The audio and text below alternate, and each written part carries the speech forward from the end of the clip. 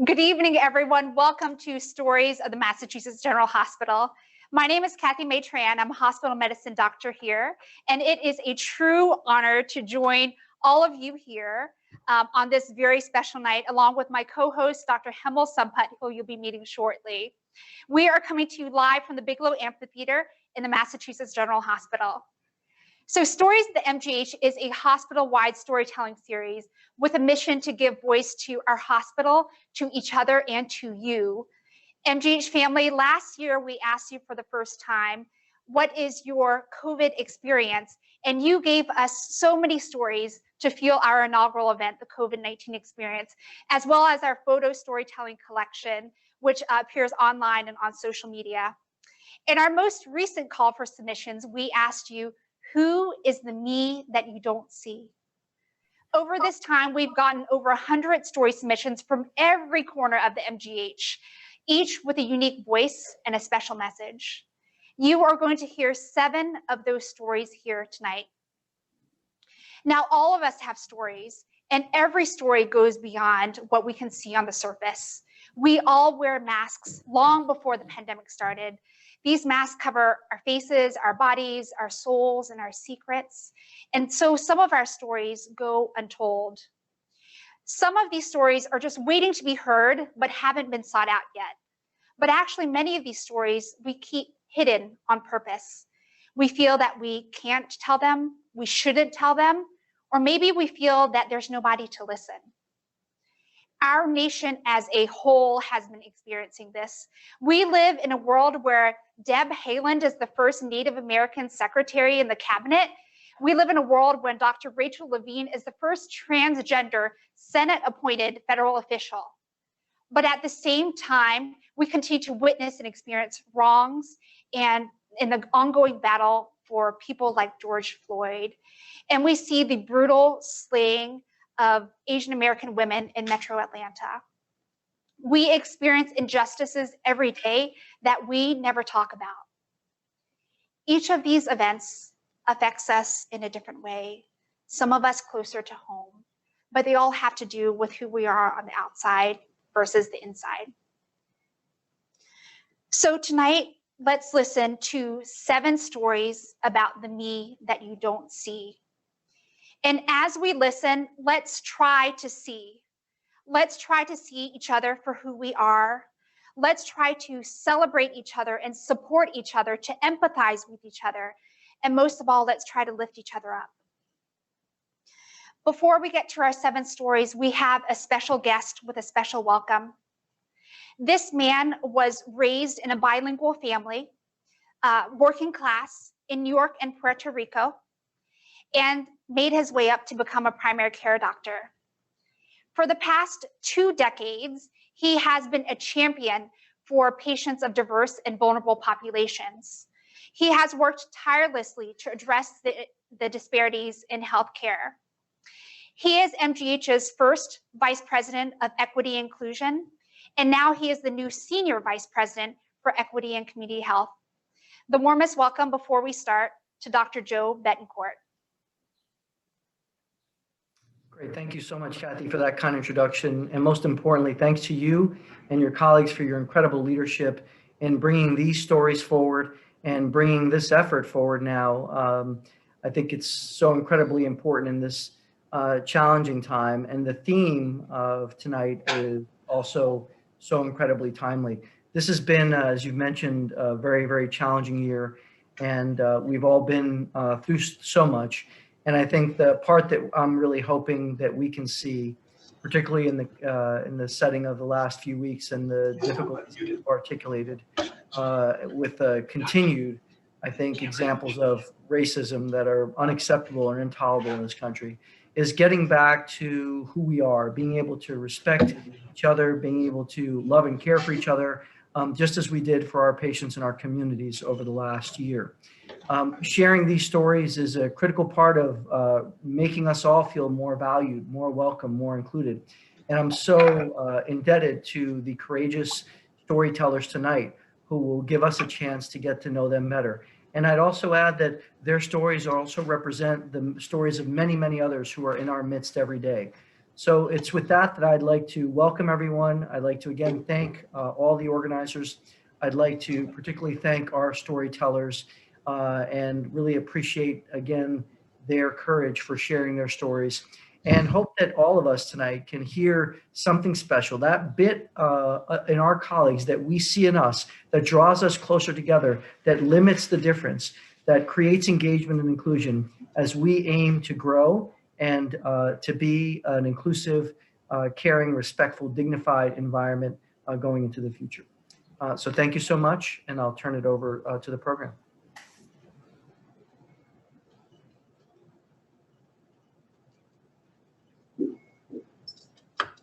Thank you, Dr. Betancourt, for your thoughtful words and for joining Stories of the MGH. It is my pleasure to introduce our first storyteller, Kelsey Conley. Kelsey is a nurse in the Blake 12 Multidisciplinary Intensive Care Unit. Listen now as Kelsey tells a story about how the me you don't see is actually the they you don't see.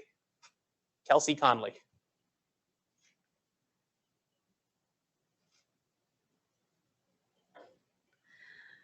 It's 9:30 a.m.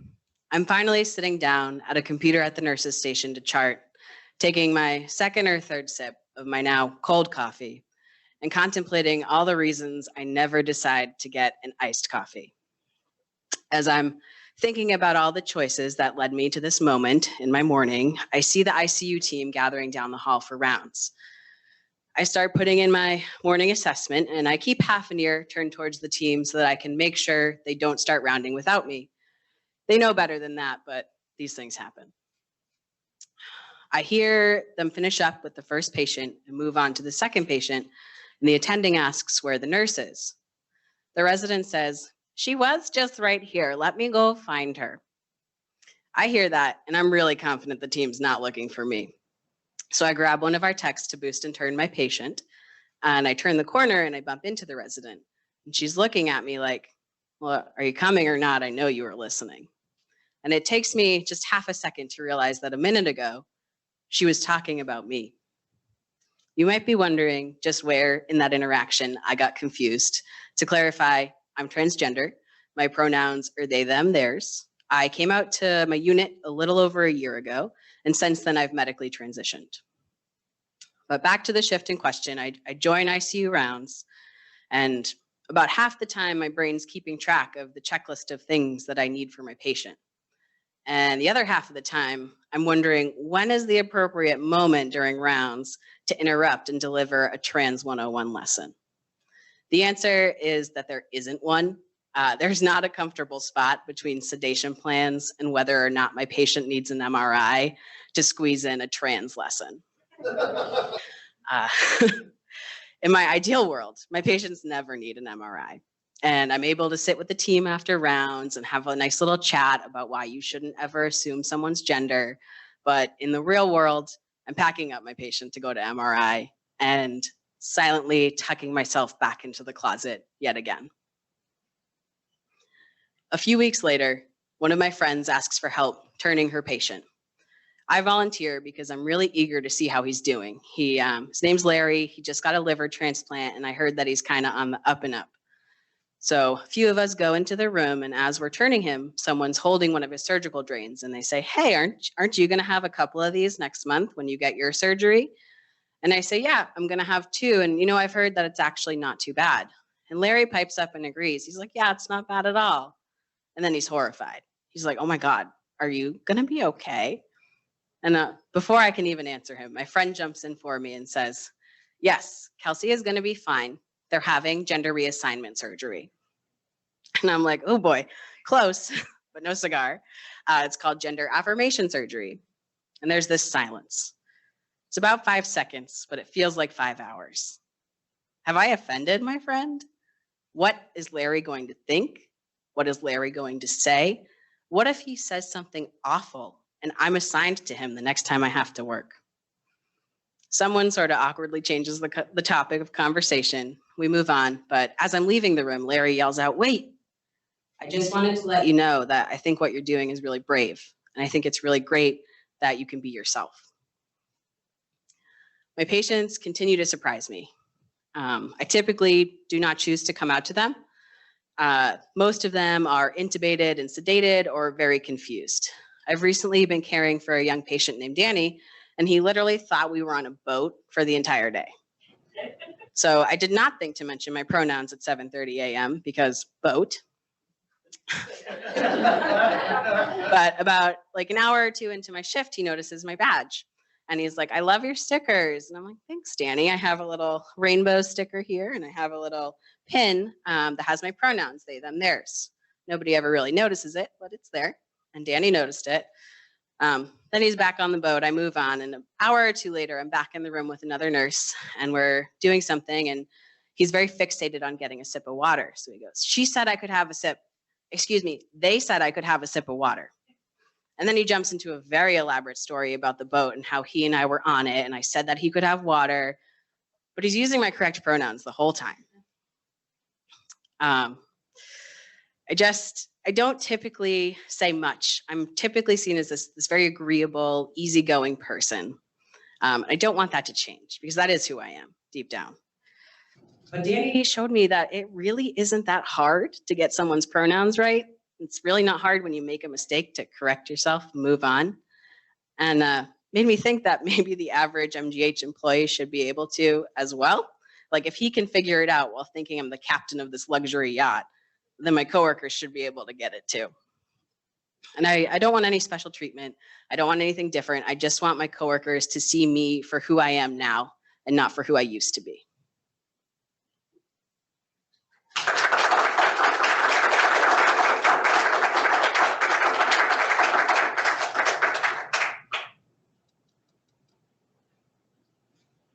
Thank you, Kelsey, for telling your story and for teaching us at the same time. It's clear that our language has the power to convey acceptance rather than ignorance. Our next storyteller is Imani McElroy. Imani is a resident doctor in the Department of Surgery. She told us that she's sharing her story for all the people who are suffering silently and not so silently. And she wants you to know that it's okay not to be okay. Listen to Imani now as she tells a story about how reflections of the past can help us see a better future.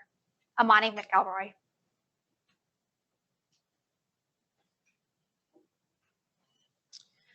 The morning bells of my alarm awake me from my sleep.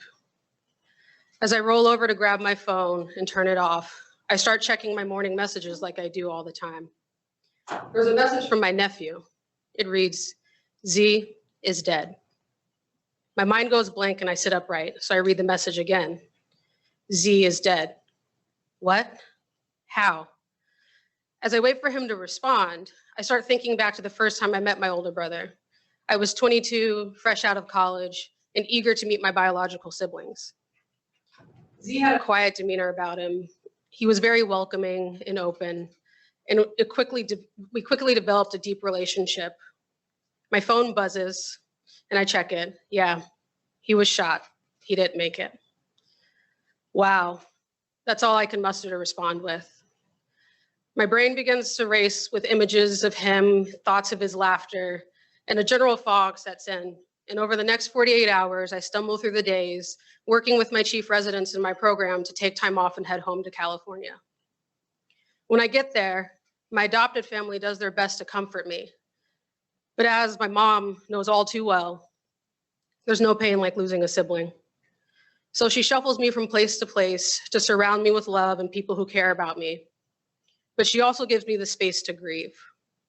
However, the guilt of all the work I left behind on my colleagues starts to rise in me, and I decide at the end of the week, it's time to head back to Boston and get back to work.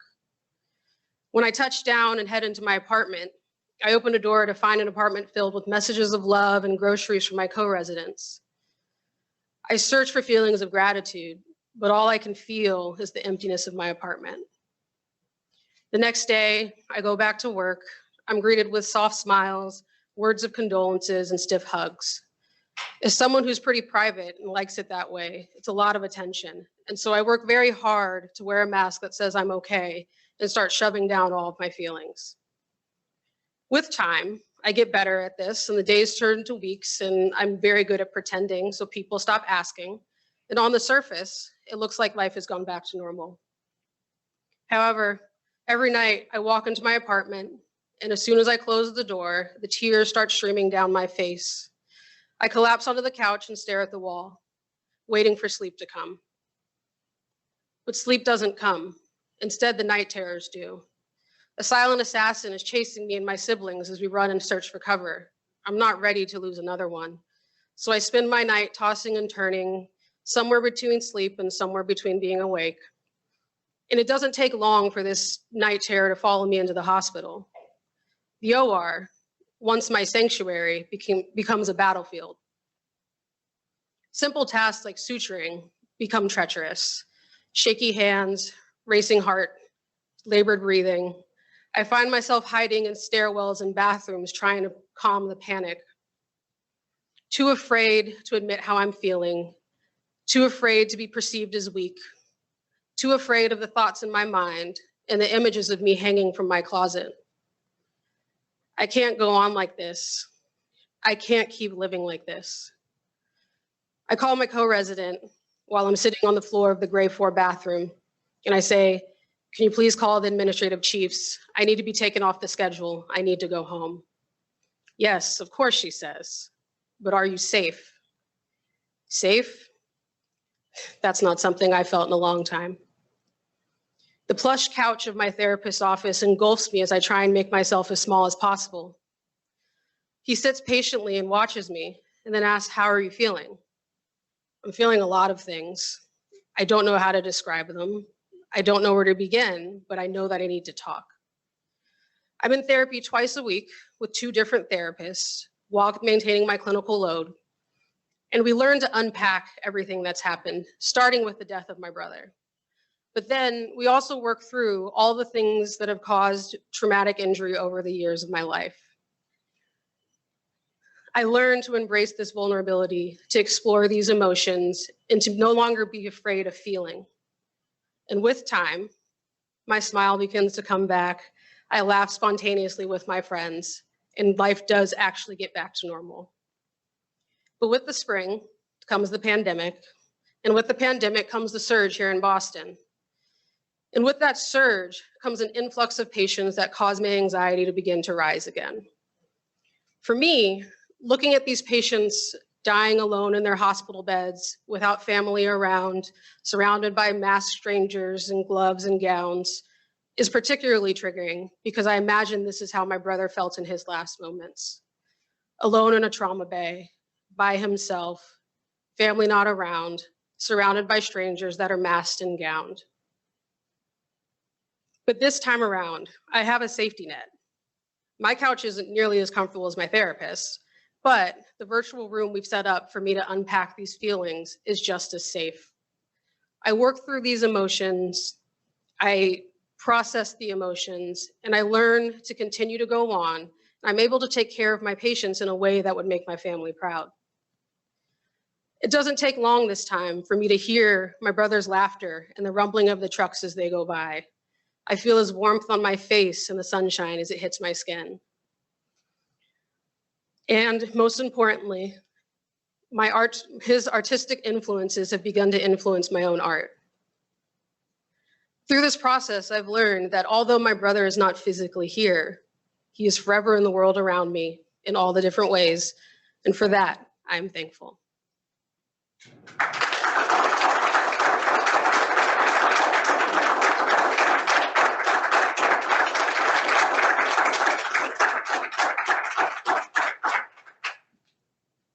We cannot thank you enough for sharing your story with us, Imani. Our next storyteller is Sonia Lewin. Sonia came to MGH over 30 years ago as a pediatrics resident. She is an attending pediatric emergency physician in the Mass General Emergency Department. Listen now as Sonia tells a story about how a doctor's vulnerability unlocked a patient's struggle. Sonia Lewin.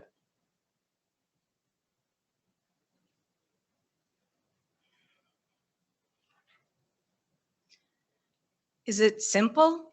I asked Paige, the physician assistant working with me in the ED tonight. I look at the clock. It's 11:50 p.m., only 10 minutes left in my shift. Paige says, yeah, it's really straightforward. A 28-year-old woman with right knee pain after falling. So Paige tells me the patient, Olga, is from California visiting Boston for the holidays with her husband. They were out playing in the snow and she fell, hurting her leg. More details about the fall are lacking. And just now, Cindy, the triage nurse, shows up in our area. I'm thinking this is really unusual for a triage nurse to walk all the way back from up front. But Cindy says something doesn't feel right. She says Olga walked into the ED all alone so late at night, looking nervous from the beginning, and got even more edgy when Cindy asked her routine screening questions about domestic violence. She said Olga wouldn't answer and asked if we would call the police. I'm thinking, this is not going to be so simple after all. So I go to see Olga. She does not give me a coherent history. Her eyes keep darting about and her answers are evasive. She says in California, where she's from, any healthcare worker would be obligated to call the police. I try to reassure Olga that we won't have to do that we are here to take care of her. This has never happened to me before in all my years of working. Patients come to the ED, they tell you their symptoms and you help them. Olga seems too scared to tell me her story. And I'm trying to figure out how to help my patient. My mind flashes back to when I myself was an ED patient many years ago. My husband had beaten me with a belt. A physician colleague suggested I get an exam, insisted in fact, and I'm forever grateful to her because without that ED record, I don't know where I would be today. See, in the he said, she said that ensued in my long, arduous journey digging out of that marriage, that ED record, my ED record served as sole proof of many years of abuse. So I need to gain Olga's trust. Would it be appropriate if I share? I don't know if I should. I've never done this before, but I pull up a chair and sit down.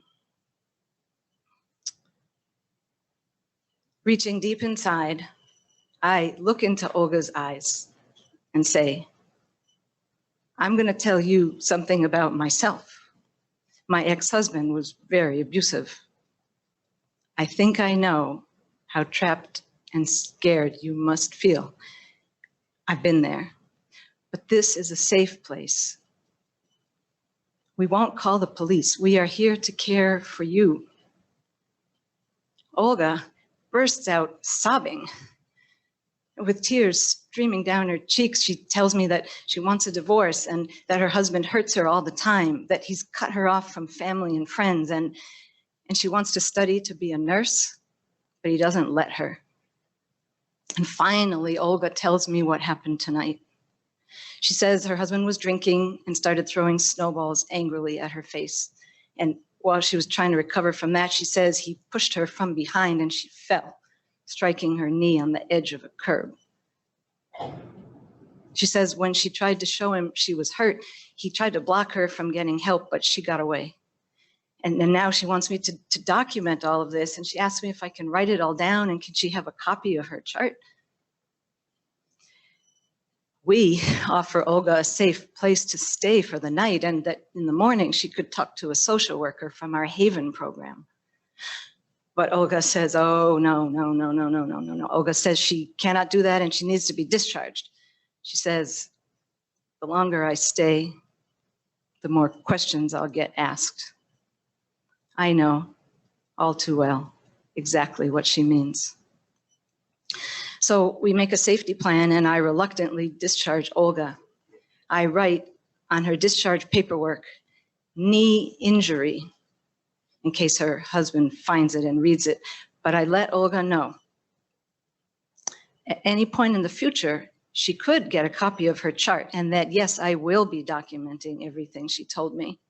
And I'll add a second diagnosis, assault.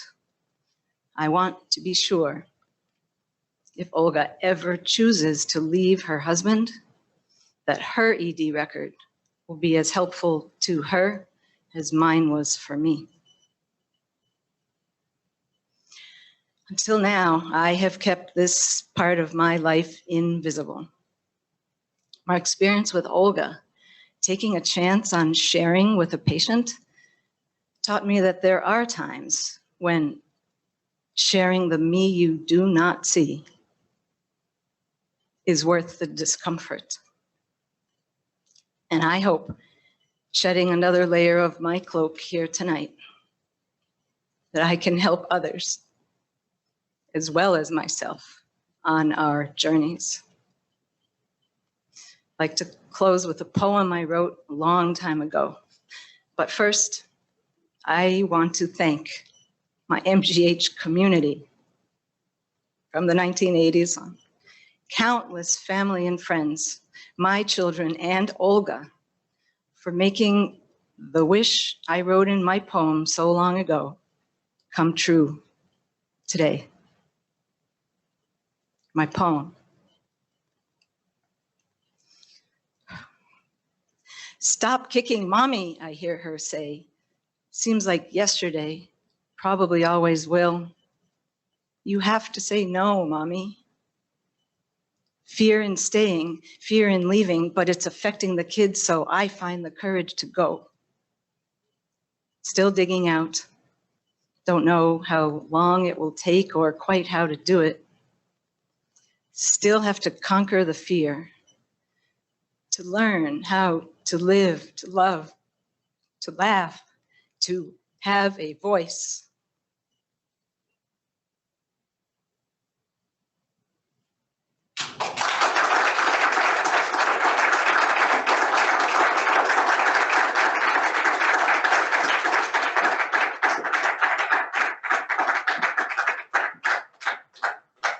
Your patient was blessed to have you as her doctor, and we're blessed to have you as our storyteller today. Thank you for sharing that story with Olga and with all of us here today. Our next storyteller is Phoebe Yager. Phoebe is a mother, a wife, a daughter, and an animal lover. I almost forgot to mention, Phoebe is also the chief of the pediatric ICU here at MGH, and also the program director of the Pediatric Critical Care Medicine Fellowship. Today, Phoebe will tell us a story about how sometimes therapy requires getting down on all fours. Phoebe Yager.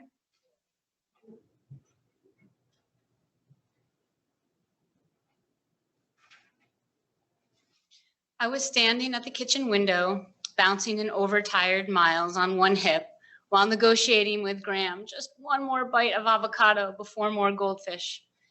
Steve was out back mowing the lawn. I could see he was only about a quarter of the way through. I was 100% done. This had become our weekend ritual. I stewed as he mowed. I didn't understand why we couldn't hire a lawn service like our neighbors so that we could spend more time together as a family doing fun things families did on the weekends. There are a couple things to know about my husband, Steve.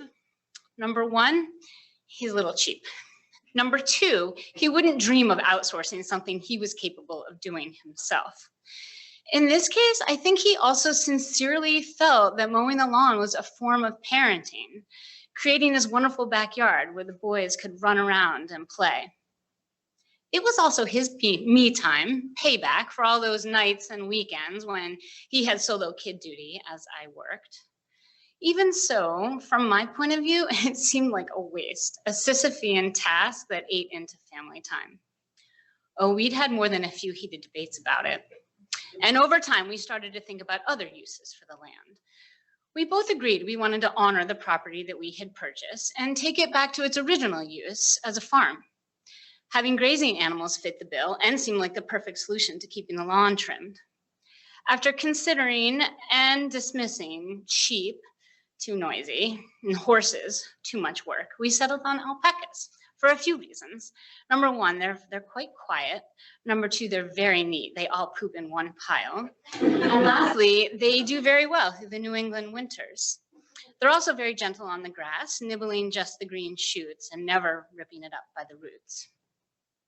I now understand, after we decided to get these animals, why it was that Steve insisted on doing everything himself. Fencing in the lawn, designing the barn, having a barn raising. The way he explained it to me, part of it comes from this worry that somehow he's going to be perceived as lazy by his father for outsourcing anything. In any event, once everything was ready, we welcomed Lucy, Guinness, and Stella, along with a dozen hens, to their new digs. And it was great. The alpacas were so beautiful to watch. And each spring we sheared them and gifted their fiber to our friends who knew how to knit soft hats and scarves. And as the boys grew older, they were able to help, delivering hay, collecting eggs, making sure everybody had enough hay. It felt good to be teaching the boys about responsibility.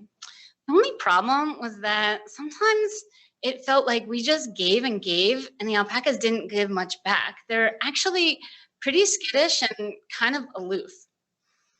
We'd met our neighbors' two goats, Nigerian miniature goats, that is, Gizmo and Misty, and they were super friendly and fun. So we thought we'd get a couple. We ended up with triplet boys. We named them Larry, Mo, and Curly, and they have not disappointed. They are so curious and playful, and they almost sound human when they maw for food and attention. More recently, we actually adopted Gizmo and Misty from down the road when they were evicted from their barn to make more room for a burgeoning produce delivery service that came on as a part of the pandemic. And things have been going very well. Not too long ago, though, I received a phone call from Steve. I usually let my phone calls go to voicemail, but in this case, Steve doesn't call me at work that often, so I thought I should pick it up. And he started right in, and he said, "I am so sorry, I have done something really stupid." And I could just feel the heat rising up into my face as I started to imagine what terrible accident had befallen one of the boys. Well, he went on to explain that he'd been preparing to put out blocks of rat poison under the alpaca barn, one of the less romantic aspects of farming. And he turned his back for just a second. And when he turned around, he noticed 2 blocks of rat poison missing, and Gizmo and Misty looking really guilty. After breathing a huge sigh of relief that Miles and Graham were okay, I think I went into pediatrician mode. Working in the ICU, I hear stories like this all the time. The guilt-ridden parent who turns their back for just a second, and in that time, their curious toddler gets themselves into some hot mess. I tried to reassure Steve. I told him he was a good parent. These things happen so fast, and it was just an accident. He was beside himself. So as he jumped in his car to race out to the vet to pick up the antidote, I jumped in my car to meet him back at home to help administer it. And over the next 7 days, he tackled Gizmo and Misty while I gave them each a shot in the rump of warfarin. About 3 days in, when it seemed pretty clear the goats were going to be okay, Steve and I finally debriefed. For years, we'd been nagging the boys, make sure the animals have enough hay, make sure you latch the gate behind you and turn on the electric fence so the coyotes can't bother the animals at night. We'd lectured them 100 times about how these animals were 100% dependent on us to stay safe and fed and healthy. It would have felt awful to have to go knock on the neighbor's door and explain to them that we'd actually killed their 2 goats not 2 weeks after adopting them. But the thought of having to sit Graham and Miles down and explain to them that we'd poisoned Gizmo and Misty and killed them would have been devastating. Well, it's now been 8 years since we turned our backyard into a farm. And as I stand at the kitchen window watching the boys help their father spread out compost, I have to laugh as I think back to those Saturday mornings as I fumed while Steve mowed. And I'm grateful to our farm animals for helping to transform what was a solitary activity, mowing the lawn, into a shared family adventure. Sure, the time investment is much greater, but so too are the benefits.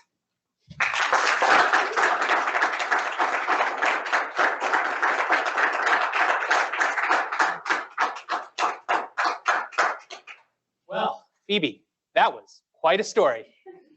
Thank you for sharing this unique part of yourself with us tonight. Our next storyteller is Lara Hirner.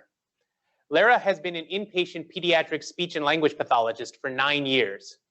She now tells us her experience of how isolated one can feel in a crowded room. Lara Hirner.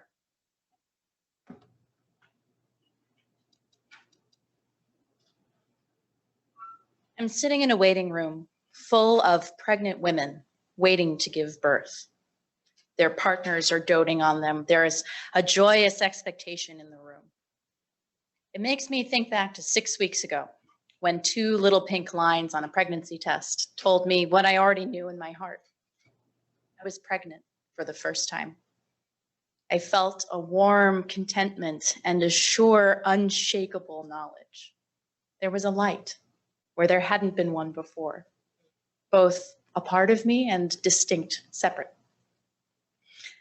I'd always wanted to be a mother.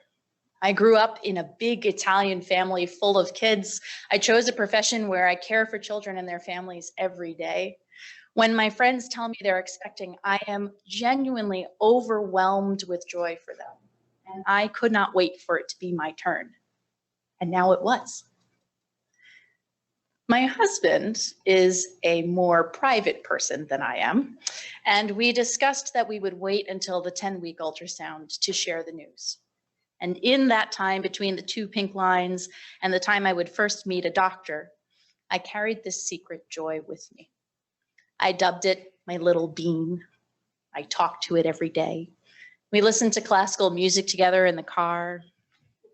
I really struggled with the not telling because it was so real to me, it was fact. And then one day, when I was driving in my car, I found myself searching for that presence. Where are you, little bean? And what I found instead was more like a memory or an echo rather than the feeling itself. And I tried not to think too much of it. But then a few days later, I woke up with a sharp and sudden pain in my belly. And I was afraid. Is there blood? Are you bleeding? Not just spotting, are you bleeding? The triage nurse asks me. Yes. Is the pain on one side or the other, or is it equal on both sides? I don't know, on the right, I think. I think it's worse on the right. Well, you'll need to come in then. We'll need to rule out an ectopic pregnancy, which would require immediate surgical intervention. Unfortunately, the clinic is closed on Sundays, so you'll need to come up to labor and delivery. My husband asks if he can come with me. He's very worried, but my clinical brain wraps my heart in logic and check boxes and steps to take. No, I'll be all right. I'll go by myself. And this is how I come to find myself sitting in a room full of pregnant women, their bellies big and beautiful and bountifully full of life, while my belly is flat, slowly discarding of a broken promise, ripping up so we can start again. I feel their joy suffocating my grief, and I gasp to the receptionist, I need to wait somewhere else, please. Well, the good news is that it's not an ectopic pregnancy, says the nurse practitioner after hours of workup and waiting. When we lose a pregnancy this early on, we call it a chemical pregnancy, which means the body has created the hormones of pregnancy, but the embryo hasn't taken hold in the body. Since you're passing it naturally, you can go home. If the bleeding gets worse or doesn't go away after a couple of days, you can come back for a dilation and evacuation. You can be followed on the gynecology side of our service until you are pregnant. I feel duped. I feel embarrassed, duped by my own body. A chemical pregnancy makes me feel like I wasn't pregnant at all. I go home and I quietly, painfully wait for it to be over. Except it isn't over, because I see pregnant bellies all around me, my friends, my coworkers, strangers on the street, and it changes how I respond to them and how I feel towards them. It changes my joy, which I hate and feel enormous guilt about and shame about. Pregnancy announcements become minefields. well-intentioned comments from my patients' families. Oh, you must be a mom. You're going to make such a great mom. You must have kids. I go off Facebook for a while.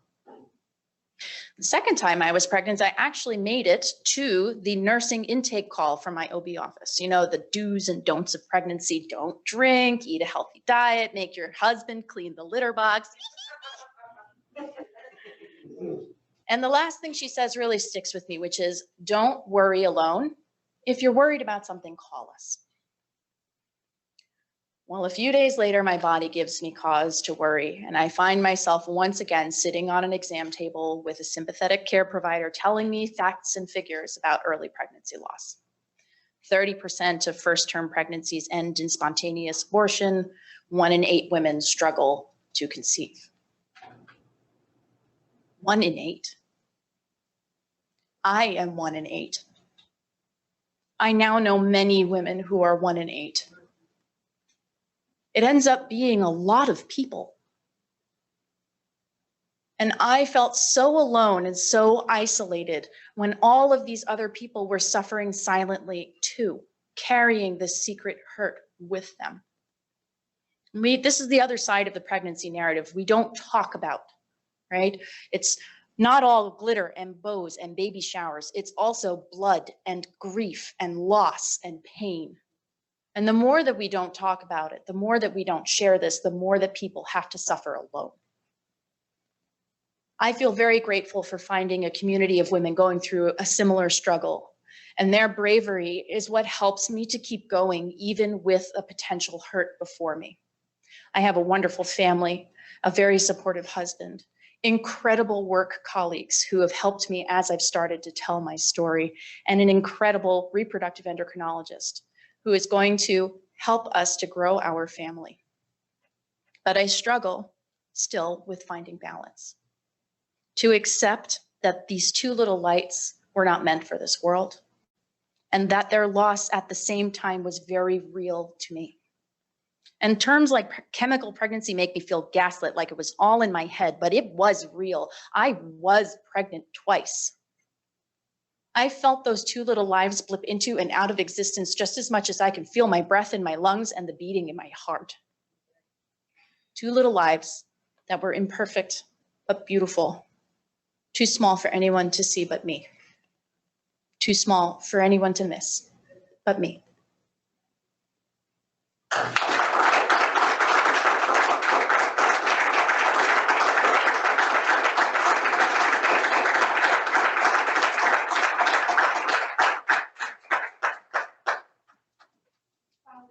Thank you so much for that story. No one is alone. We're so grateful for those words.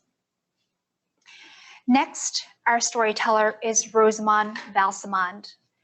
Rosemond works in the Division of Dentistry as a dental hygienist, though when I met him singing and playing his ukulele in the MGH lobby, he introduced himself as a guy-genist. Hear now how a man's interest in his teeth takes him back to his roots. Rosemond Valcimond.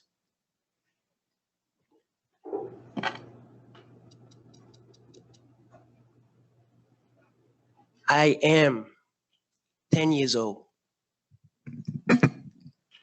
I live in Baugh, Haiti, with my grandparents.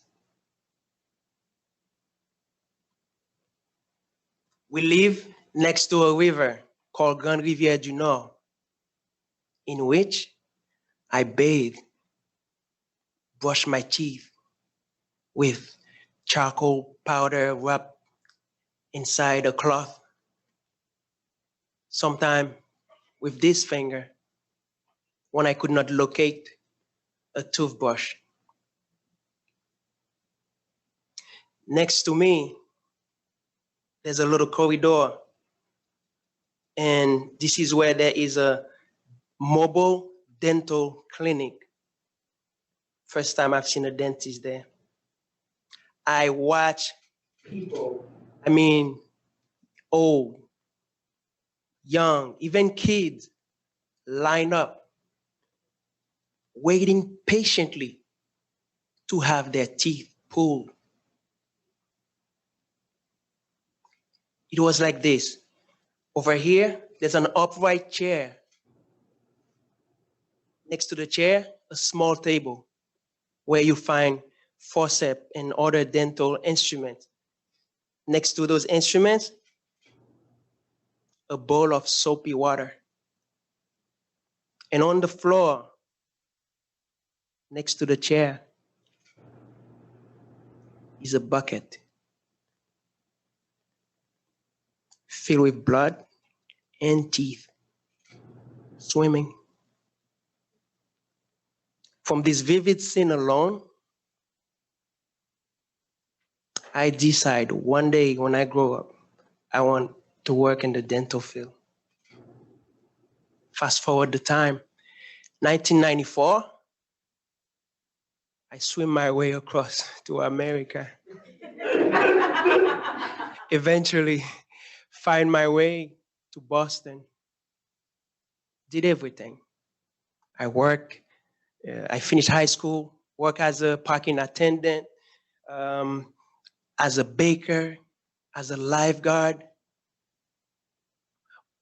In 2005, I worked as a dental assistant here at MGH.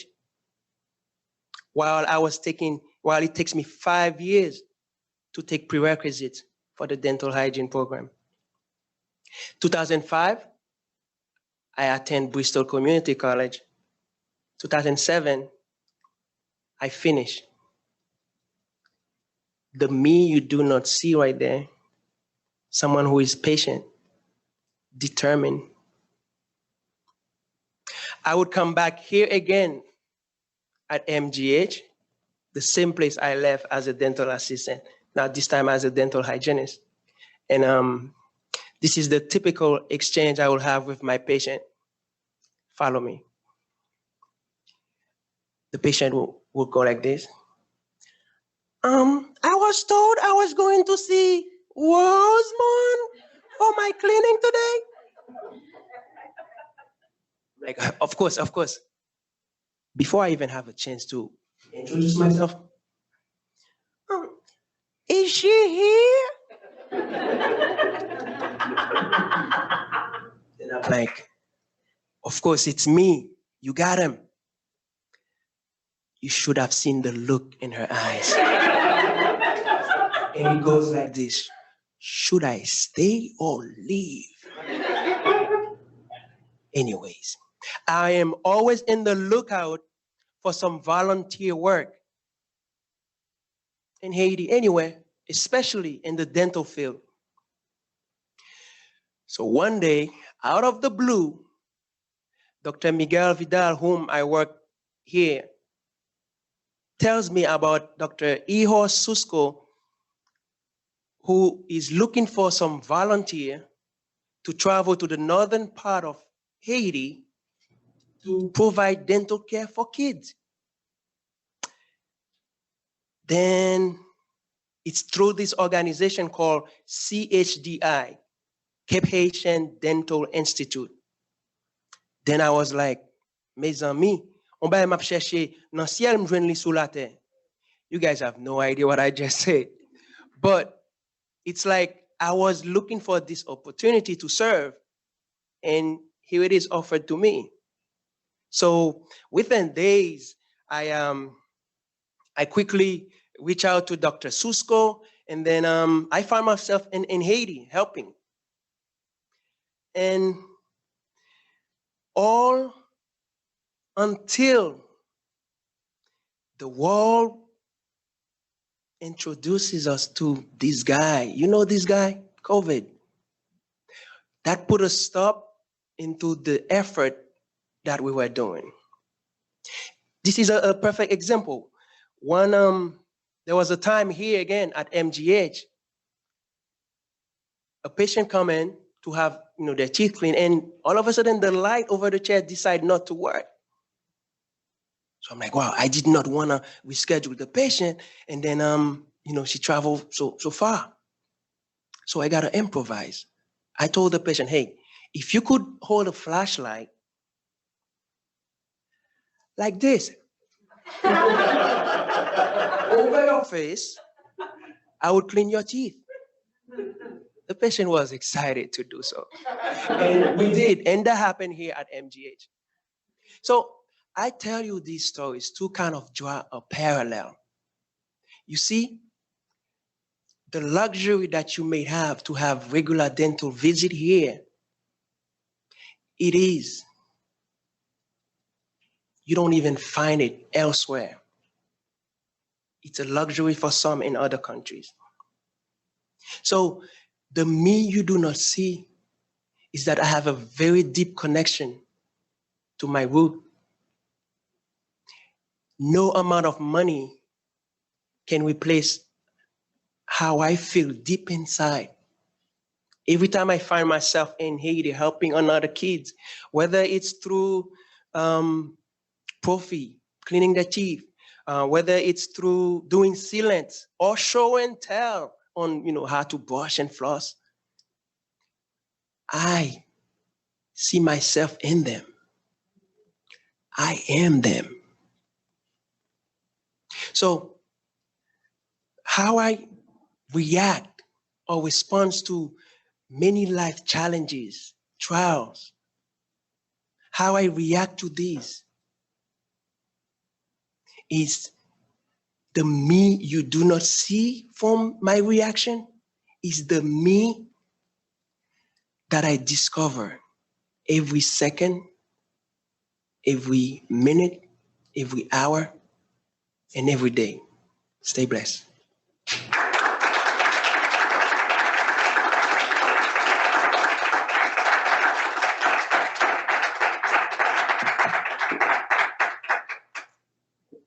That was incredible, Rosemond. And I feel like we've seen so much of you in just the past few minutes that we had never seen before. We are grateful to you for sharing your story tonight. Our final storyteller this evening is Paul Brouilette. Paul is a grant administrator at the Reagan Institute.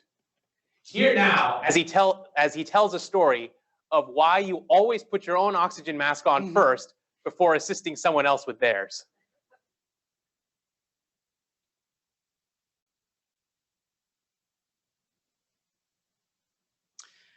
When my adopted infant son was put in my arms 19 years ago, I looked into his eyes and my heart melted.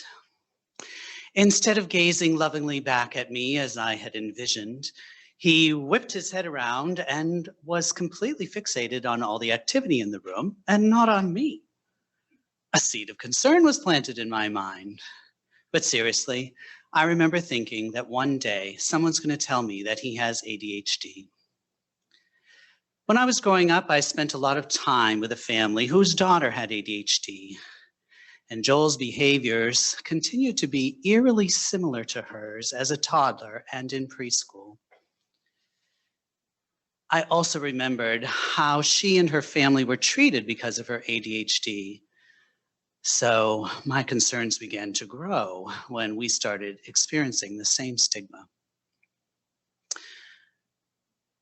Joel started receiving services in kindergarten, but we encountered endless challenges. So I decided to learn all I could about ADHD to better advocate for him. My boss at the time had a master's in clinical psychology, and she had shelves full of books on every topic, so I borrowed a few on ADHD. When I read the diagnostic criteria, it was clear Joel had it, as I already knew. But then I answered the self-assessment questions for adults and thought, oh my God, I have it too?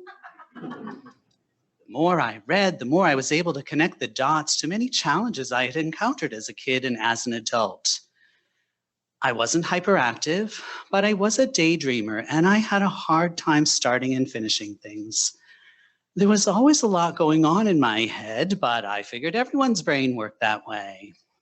I did okay in school and in college, and I had a decent career, but the feedback that I got along the way made me think that I wasn't as smart or as motivated as others who seemed far more successful than me. When I returned the books to my boss, she asked if they were helpful.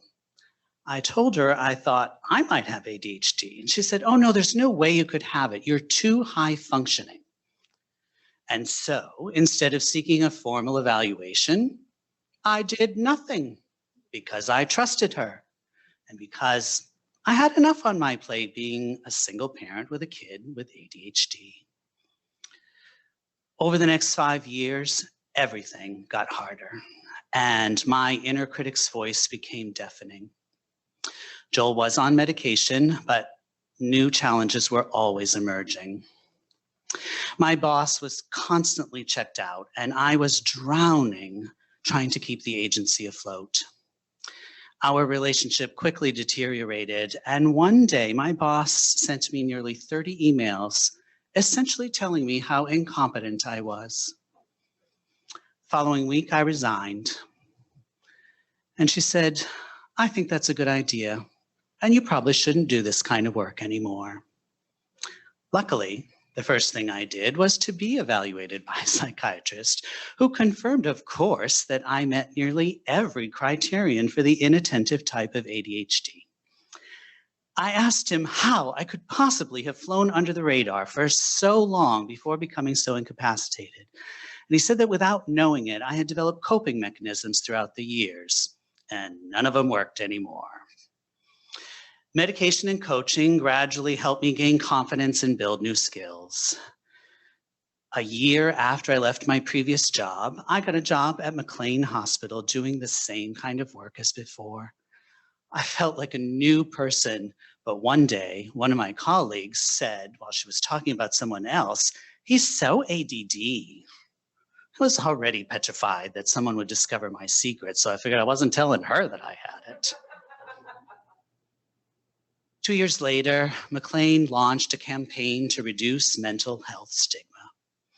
I was blown away by the courage of the people who told their stories, including an OCD clinician at McLean who had OCD. I didn't want anyone else to go through what I did before finding out they had ADHD, so I offered to be in the next phase of the campaign. When I met with public affairs, they asked me if Joel would like to tell his story too, and he bravely said yes when I asked him. 2 years ago, our ADHD stories were published on the Deconstructing Stigma website, and our posters became part of a large installation at Logan Airport. When the stories went online, I shared the links with friends and coworkers, and I was deeply moved by the positive feedback that I received, especially from my supervisor and the leadership at McLean. I was also relieved that I didn't have to be terrorized by my secret anymore. And then the pandemic hit. After a few months, I felt surprisingly compelled to look for a new job, even though I felt incredibly valued and supported at McLean.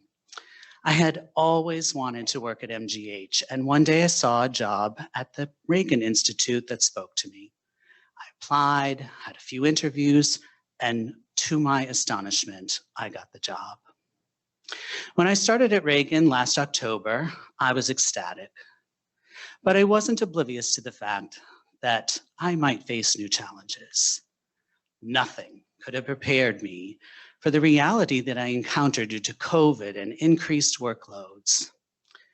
It appeared that it was challenging for everyone, but I started experiencing a significant wave of self-loathing and fear as I became paralyzed by seemingly simple tasks that made more complicated tasks virtually impossible. As the winter months went by, I knew I had to get help again, but I also knew that my own well-being meant that I had to reveal my secret at the Reagan.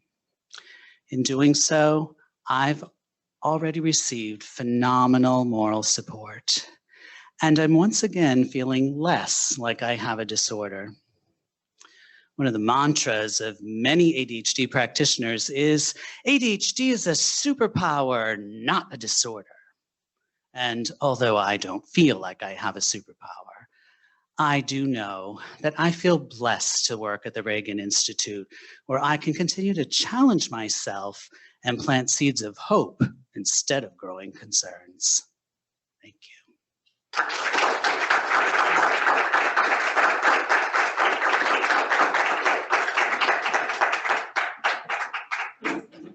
Paul, for that final story. What a special night. Stories of the MGH, the me you don't see.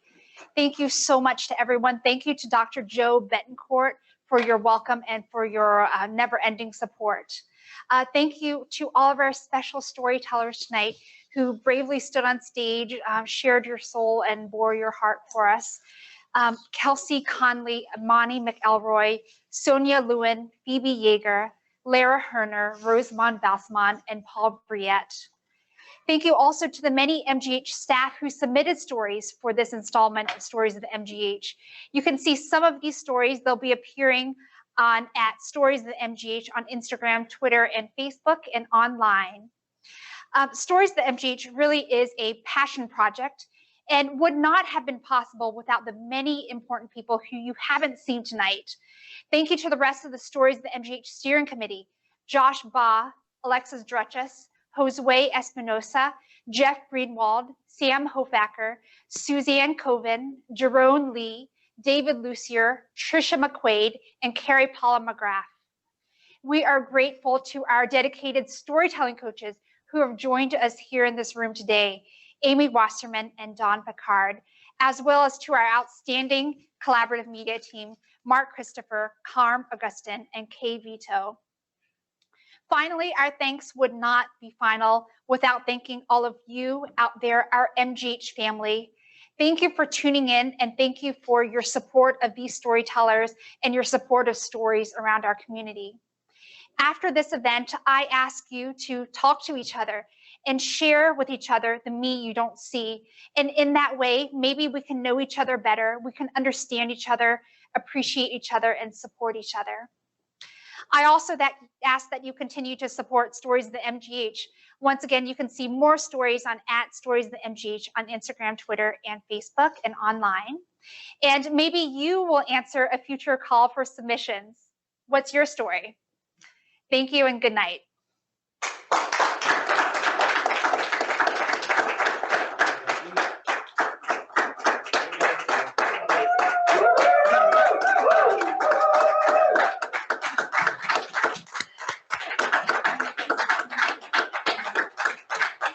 Circle, perhaps.